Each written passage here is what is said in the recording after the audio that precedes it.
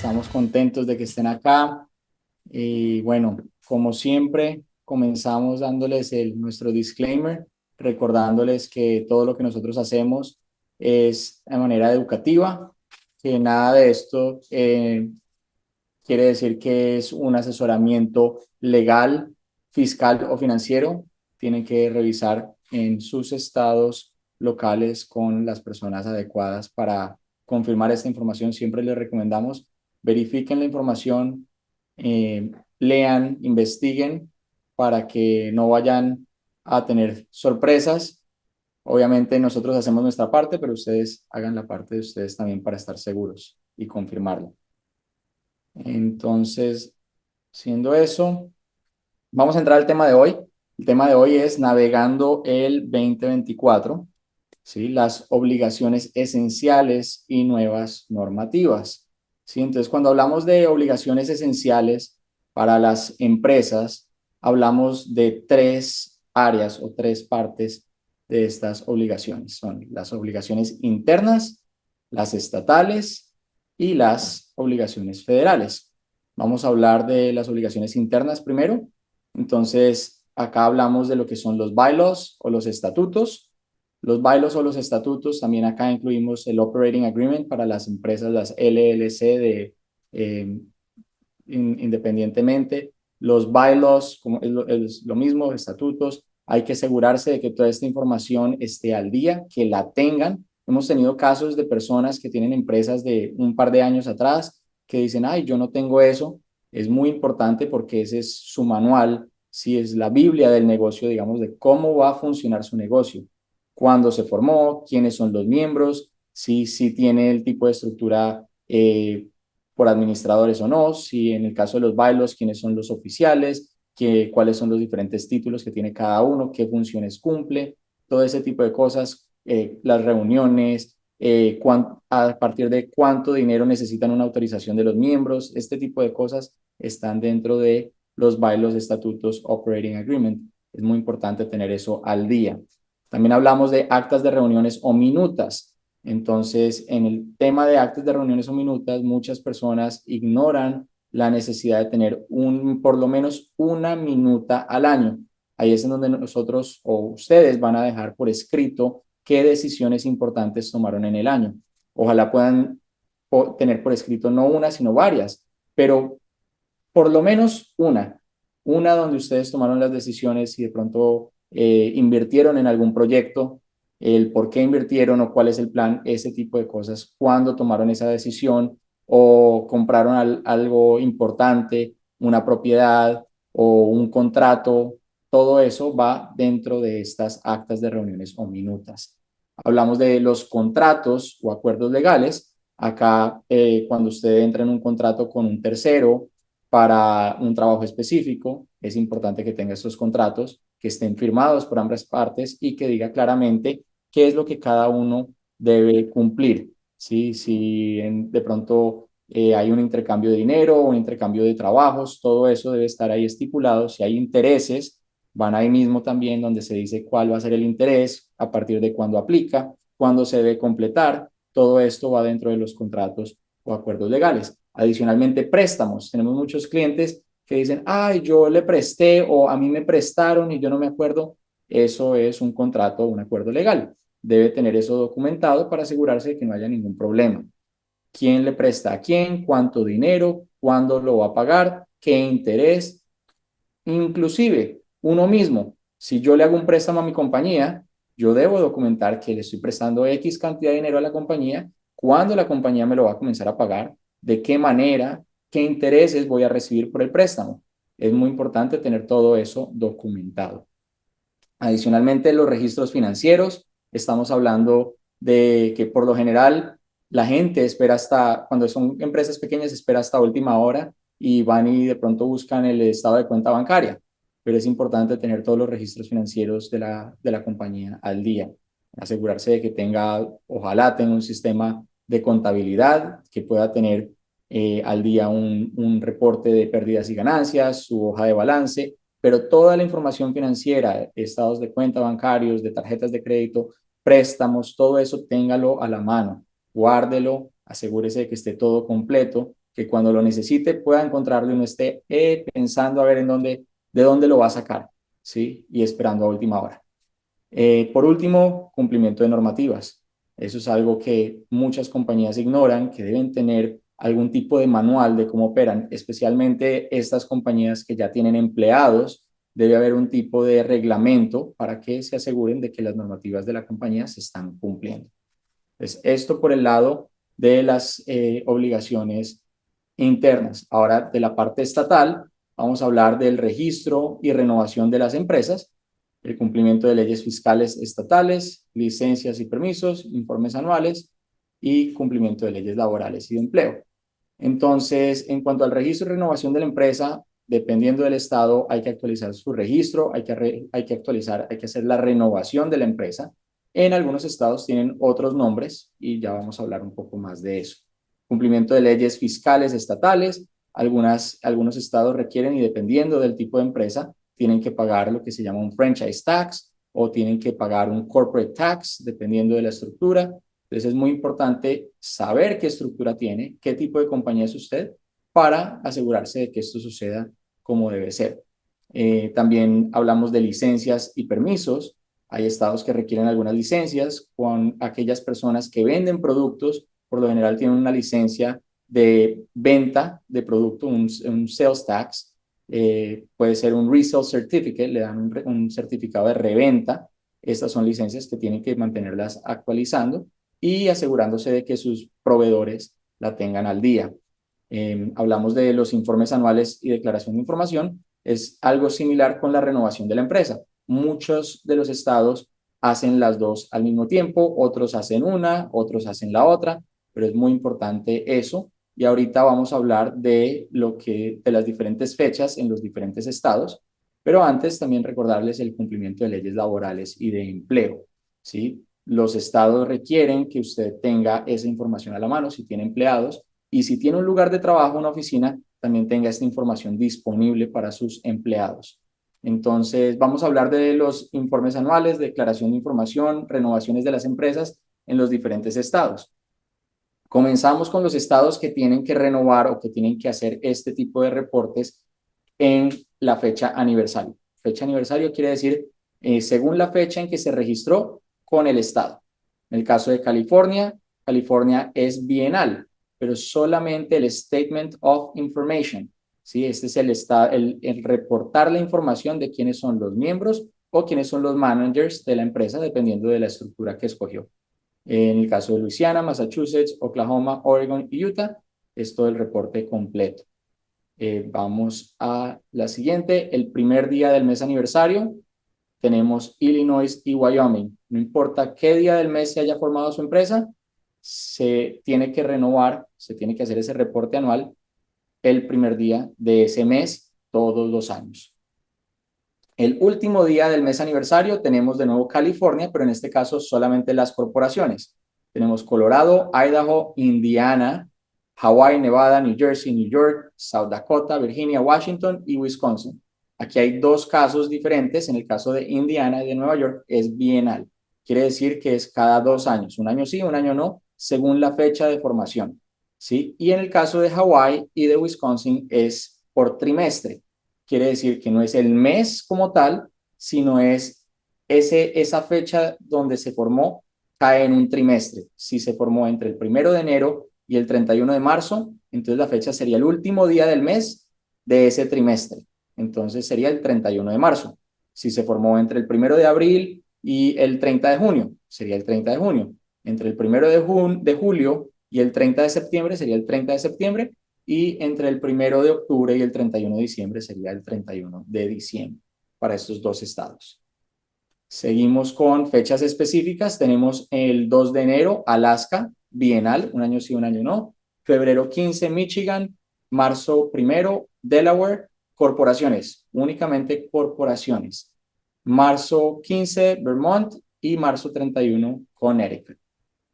Tenemos el 1 de abril, Georgia, Iowa, Nebraska, New Hampshire y Tennessee. En el caso de Iowa y de Nebraska es un año sí, un año no, pero son años impares. Todos los años terminados en 1, 3, 5, 7 y 9.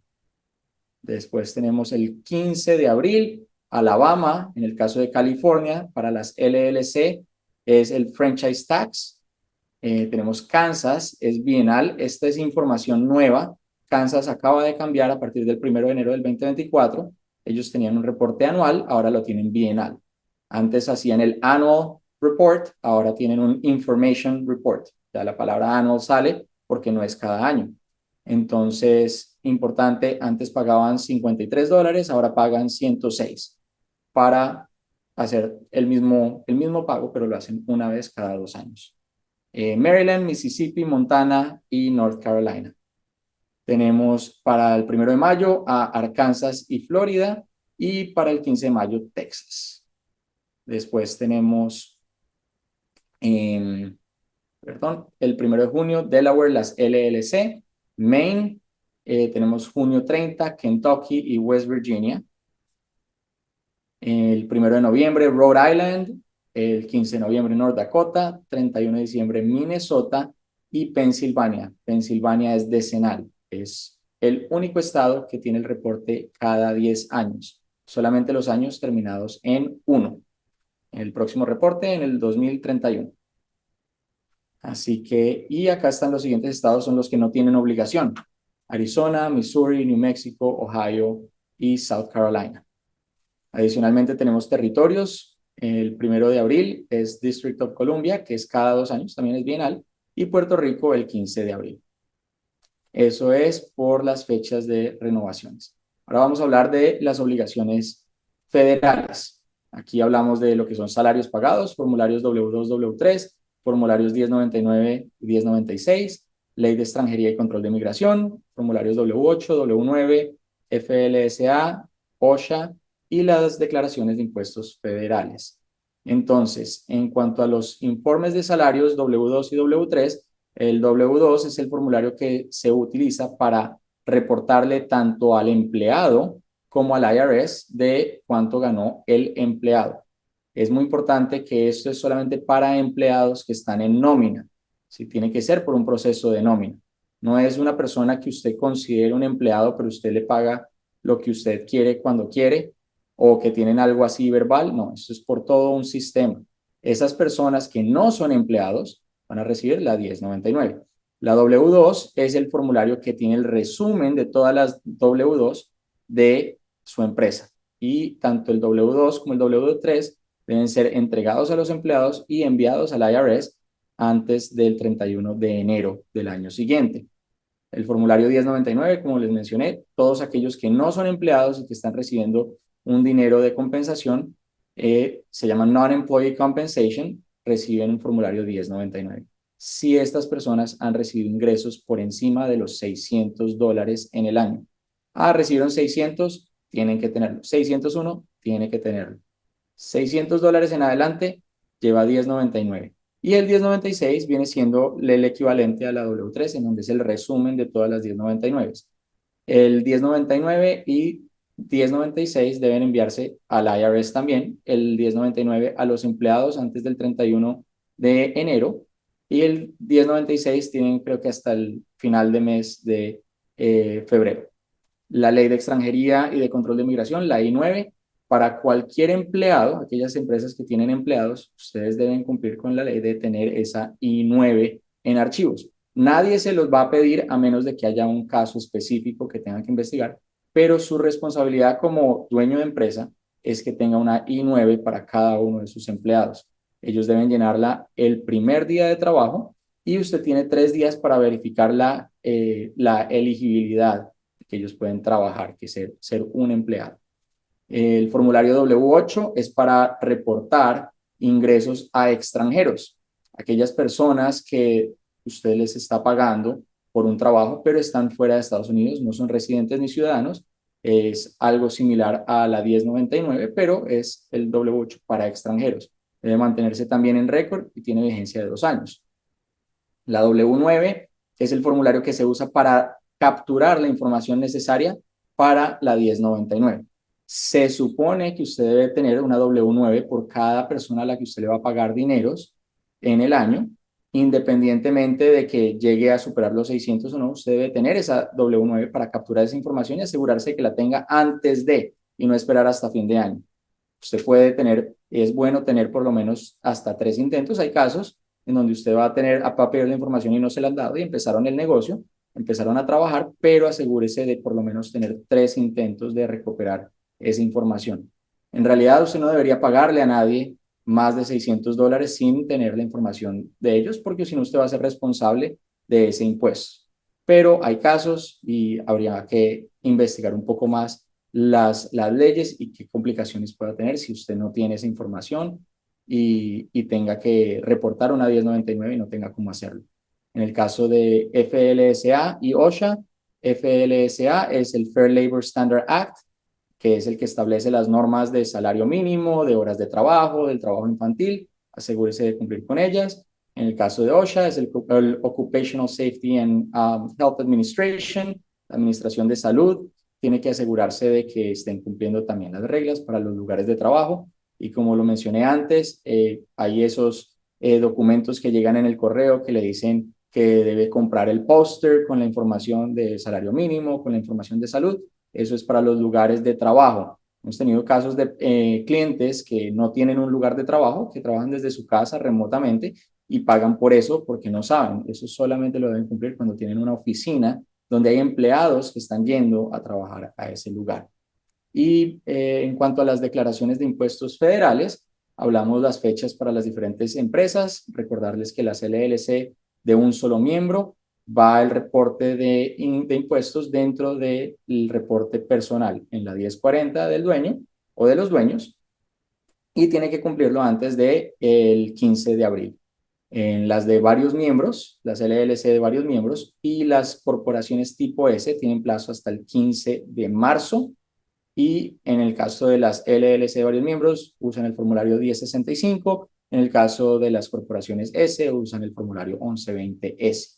En el caso de las corporaciones C tienen plazo hasta el 15 de abril y ellas usan el formulario 1120. Ahora, estas fechas para las corporaciones, para las LLC que tienen que cumplir, pueden obtener una extensión que les da 6 meses, del 15 de marzo al 15 de septiembre, del 15 de abril al 15 de octubre, pero hay que tener mucho cuidado porque muchas personas creen que porque tienen la extensión se relajan y no hacen nada, esperan hasta última hora y no hacen pagos, no hacen aportes al IRS. Es lo que pasa, que cuando completen sus impuestos, si ustedes tienen que hacerle un pago al IRS, el IRS les va a cobrar intereses, porque el dinero debe ser pago antes de la fecha original. La extensión es para hacer el reporte, más no para hacer los pagos. Entonces tengan eso muy en cuenta. Por último, ya el tema que creo que todos estaban esperando, que es sobre las nuevas normativas. Entonces, aquí hay una nueva normativa que es BOI, Beneficial Ownership Information. Vamos a hablar también de FinCEN, que es el Financial Crimes Enforcement Network, las reglas, los requisitos, impacto y fechas. Entonces, BOI es la nueva normativa que sacó FinCEN. FinCEN es la entidad, la agencia del Departamento del Tesoro que se encarga de luchar contra lo que es el lavado de dinero, transacciones financieras ilícitas, todo tipo de delitos financieros. Ellos son los que supervisan y analizan este tipo de transacciones. Ahora, ellos emiten esta nueva ley, esta nueva normativa, que es BOI, que es para obtener la información de quiénes son los últimos beneficiarios dentro de cualquier estructura, dentro de cualquier empresa. Entonces, ¿qué es lo que ellos hacen? Ellos van a requerir que todas las empresas, LLCs, corporaciones, hay algunas excepciones, pero hay que revisar en el caso de ustedes si hay alguna excepción o no, se aplica. Por lo general, LLC o corporación tienen que hacer este reporte, van a tener que informar quiénes son los últimos beneficiarios, ¿sí? Fechas de nacimiento, direcciones, números de seguro social, todo tipo de información que ellos puedan saber quién es usted y dónde está localizado. Ahora, hay diferentes reglas o diferentes requisitos. Veamos, en el caso FinCEN, lo que exige es que las instituciones financieras recopilen y verifiquen esta información para asegurarse de que con quienes ellos están trabajando. Esto va a ayudar a que las instituciones financieras puedan combatir mejor y poder decidir claramente con quiénes están haciendo los negocios y poder filtrar un poco lo que es el financiamiento al terrorismo. ¿Qué requisitos hay? Como les mencioné, lo que BOI va a pedir es nombres, fechas de nacimiento, direcciones, números de identificación personal de cada uno de estos beneficiarios. Lo que ellos están pidiendo es que cualquier beneficiario final que tiene un porcentaje mayor del 20% en adelante tiene que ser reportado. Ahora, adicionalmente, hay otras personas que también pueden ser reportadas dentro de este informe. Personas como en el caso de compañías que los miembros no llegan a tener ese 20%, entonces, ¿quiénes son los que controlan la compañía? Puede ser un presidente, puede ser un administrador, puede ser un tesorero. Aquellas personas que tienen acceso a cuentas bancarias de la compañía van a necesitar dar ese reporte. Pero a fin de cuentas, todas las LLC, todas las corporaciones tienen que cumplir con ese reporte. El impacto, pues esta recopilación de información puede afectar la forma en que las empresas abren cuentas bancarias y realizan ese tipo de transacciones financieras, tanto interno como fuera de los Estados Unidos. Va a mejorar mucho la transparencia y va a reducir la posibilidad de ese abuso financiero que ya existe, pero también puede traer cargas fiscales, cargas administrativas para las empresas.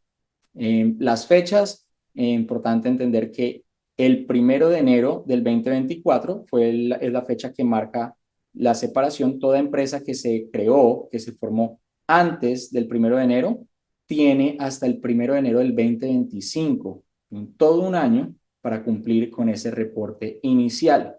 Pero toda aquella empresa que se haya formado desde el 1 de enero del 2024 hasta la fecha de hoy tiene 90 días para hacerlo. Ahora, la ley dice que son 15 días, pero emitieron digamos, una opción o una alternativa, llamémoslo así, por este año, que las empresas tienen 90 días, ya que es una nueva normativa. Entonces, eso va a hacer que seguramente a partir del 1 de enero del 2025, y hay que estar pendiente de las actualizaciones que dan FinCEN sobre BOI, pero dicen que son 15 días, o sea que todas las empresas en algún momento deben cumplir con esos 15 días. Ahora, las actualizaciones a esta información quiere decir que tienen solamente 30 días para actualizar esta información. Una vez usted hace ese reporte inicial, cualquier cambio que haga de quién es el beneficiario final, o si es un administrador o un presidente, un tesorero, o hay personas que ahora tienen control de la cuenta bancaria, en el momento en que esas personas empiezan a ejercer esa posición o esa autoridad sobre esa compañía, tienen hasta 30 días para informar a FinCEN por medio del reporte BOI, una actualización de que esto sucedió. Entonces, eso de reportarlo 6 meses después o cualquier tiempo después ya es algo del pasado. Y siendo esto la información que tenemos por el día de hoy, pasamos a preguntas.